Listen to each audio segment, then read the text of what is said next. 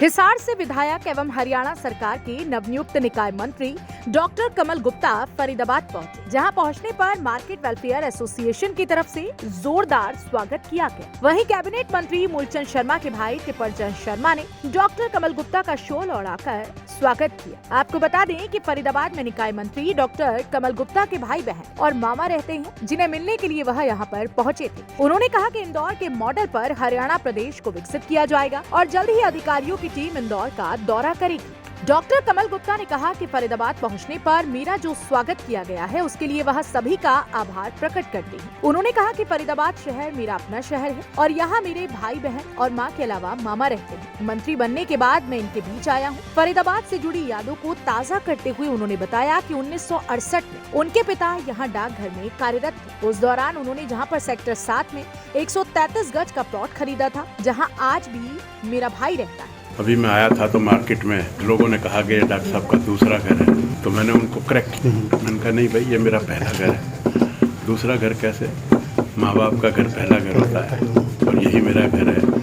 और यहाँ ये जिम्मेवारी मिलने के बाद मैं आज आया हूँ। बड़ी खुशी हो रही है और ये देखकर और भी खुशी हो रही है कि इस हल्के के दो एमएलए हैं और दोनों के दोनों कैबिनेट मंत्री हैं। आदरणीय मूलचंद जी शर्मा हमारे ट्रांसपोर्ट मिनिस्टर हैं और मुझे अभी पिछले महीने ये जिम्मेवारी सौंपी है, तो बड़ा अच्छा लग रहा है। अपने घर पर यहाँ हमारा सारा परिवार रहता है। हमारी पूजनीय माता जी भी यहीं रहती हैं, वो मेरे पास भी आ जाती हैं वहाँ पर, लेकिन यहीं रहती हैं। यहाँ मेरे 3 भाई हैं, राजकुमार है, अनिल है, पवन है, मेरी बहन भी यहाँ है और मेरे मामा का परिवार भी, नरेश, मुकेश और महेश, ये खड़े हैं, ये भी यहीं रहते हैं। तो मेरा तो सारा परिवार यहाँ रहता है।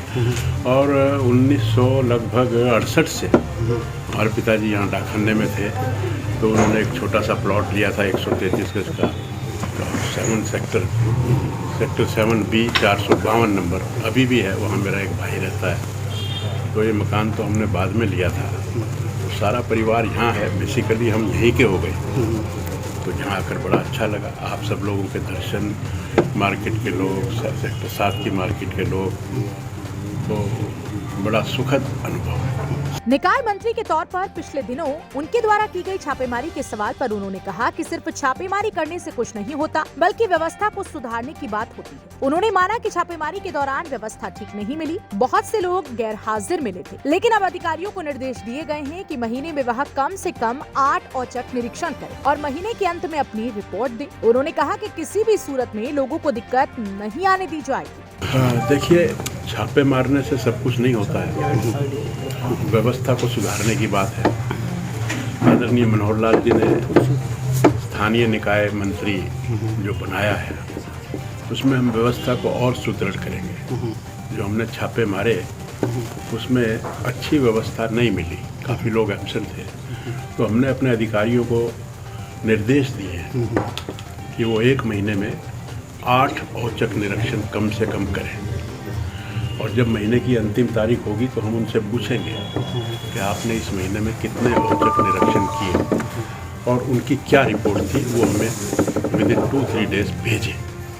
तो हम सब लोगों को एक्टिव करेंगे, हर चीज़ की देखभाल करते हुए लोगों को कोई दिक्कत नहीं आने देंगे। निकाय मंत्री ने कहा कि देश के प्रधानमंत्री ने स्वच्छ भारत का नारा दिया था, उसी तर्ज पर हमने प्रदेश में स्वच्छ शहर सुरक्षित शहर का नारा दिया है, जिसके तहत वह सुरक्षा और स्वच्छता सुनिश्चित करेंगे। उन्होंने कहा कि इंदौर पिछले कई साल से स्वच्छता को लेकर नंबर 1 पर बना हुआ है। इसी तर्ज पर प्रदेश को भी विकसित किया जाएगा, जिसके लिए अधिकारियों की एक टीम इंदौर भेजी जाएगी, ताकि आने वाले समय में इंदौर मॉडल प्रदेश में लागू किया जा सके। आदरणीय मोदी जी ने, इस देश के यशस्वी प्रधानमंत्री ने एक नारा दिया, स्वच्छ भारत स्वस्थ भारत। हरियाणा के यशस्वी मुख्यमंत्री ने भी कहा स्वच्छ हरियाणा स्वस्थ हरियाणा।